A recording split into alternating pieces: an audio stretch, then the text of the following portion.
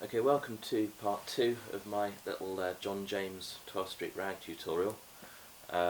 We left off in part 1 just after a bit that I called the difficult syncopated bit, and with good reason.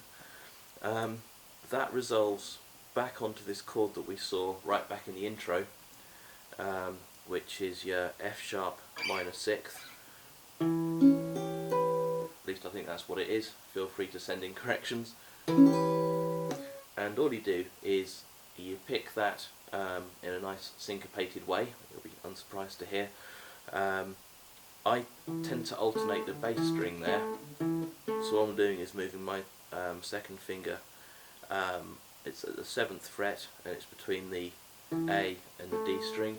John James doesn't bother, it sounds good either way, and the picking's just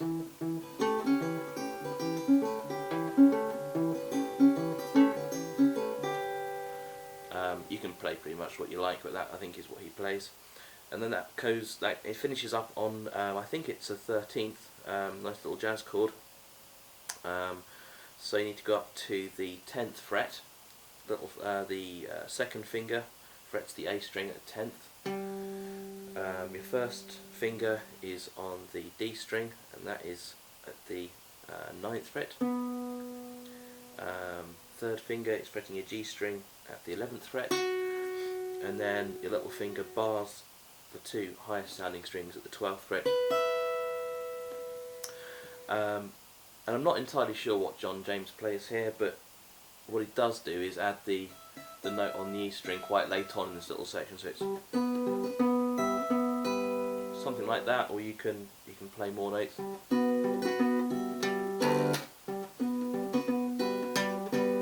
Anyway, you can work that one out for yourself looking at his original video.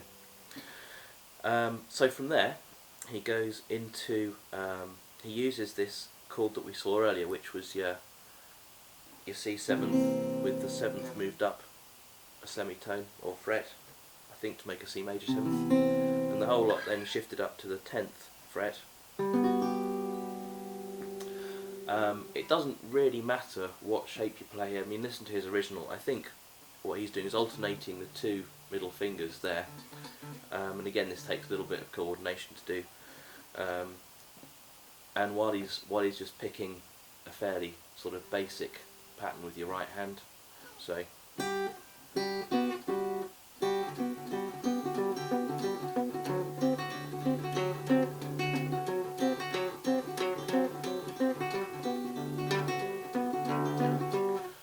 I don't play it particularly well, obviously he does, so I've given you the shapes and some ideas so you can work that one out for yourself.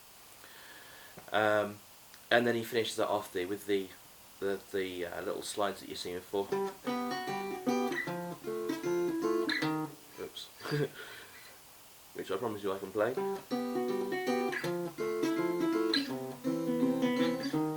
There you go.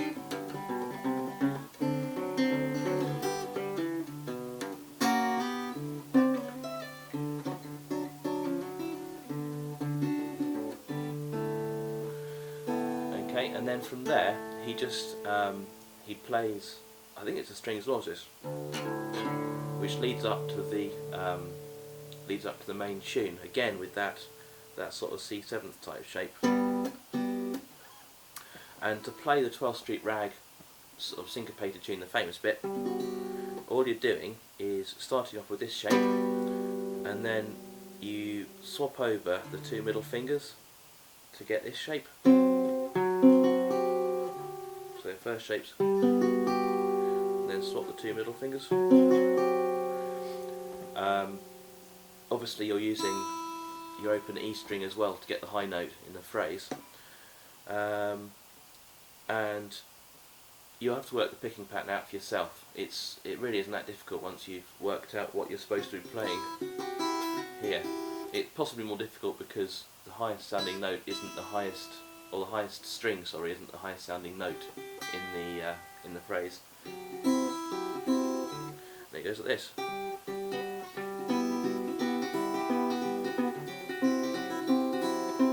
And with an alternating bass.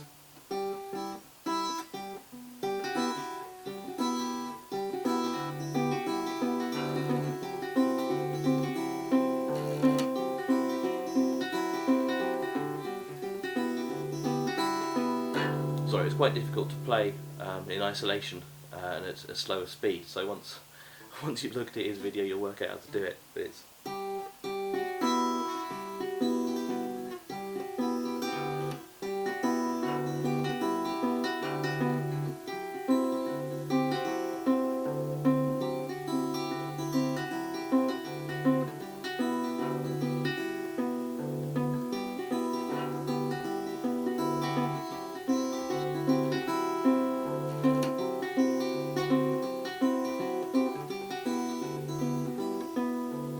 and also I think he probably palm mutes the bass strings. Well, I think he does actually.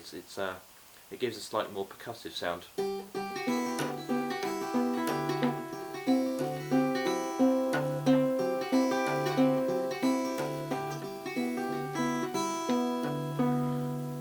So yeah, that's probably the second most difficult part in the whole piece. And from there, he just goes back to what you saw in the intro, back to where are we? If I can play it correctly. And then the octave slides. Then he, slightly different second time around, he just goes down to the 3rd fret and slides up to the 5th. So it's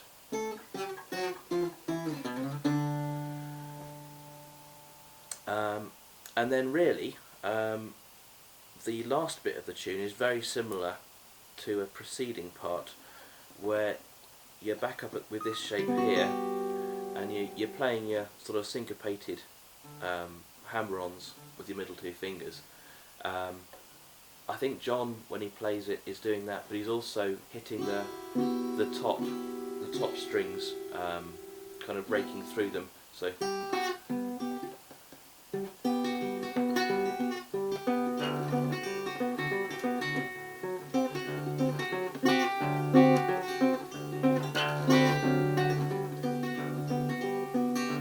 It's quite difficult to do in isolation, which is why it sucks when I play it, but you get the idea.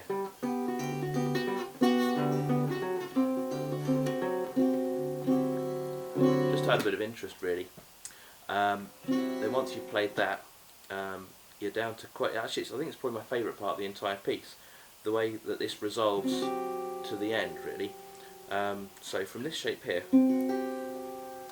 you move your 3rd finger onto your dropped D, your bass string, at the 10th fret, and what you're doing is you're sliding that down to the 5th fret.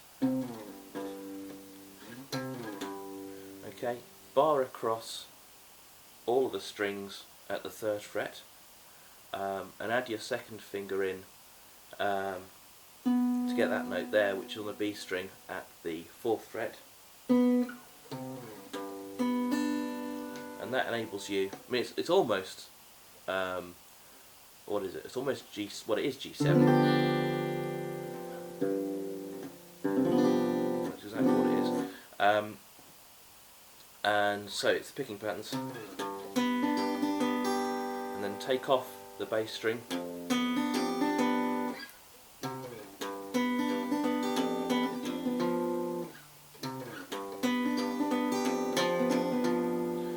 That's what John plays. To C, bud.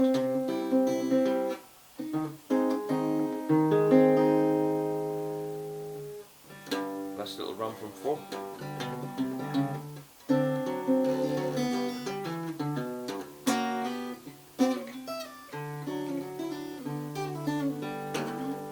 And that's it basically.